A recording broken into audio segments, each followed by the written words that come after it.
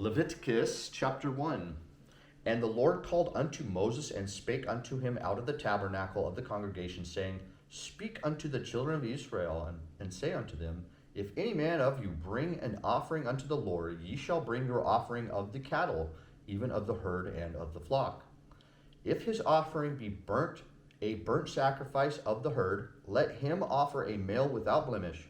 He shall offer it of his own voluntary will at the door of the tabernacle of the congregation before the Lord.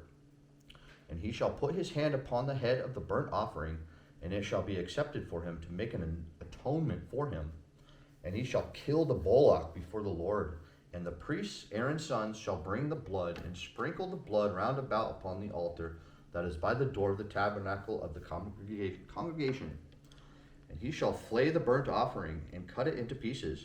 And his sons of Aaron, and the sons of Aaron, the priest shall put fire upon the altar, and lay the wood in order upon the fire. And the priests, Aaron's sons, shall lay the parts, the head and the fat, in order upon the wood that is on the fire which is upon the altar. But his inwards and his legs shall be washed in water. Shall he wash in water, and the priest shall burn all on the altar to be a burnt sacrifice, an offering made by fire of sweet savor unto the Lord.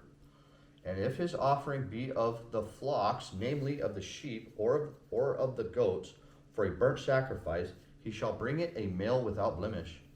And he shall kill it on the side of the altar northward before the Lord. And the priest Aaron's sons shall sprinkle his blood around about upon the altar.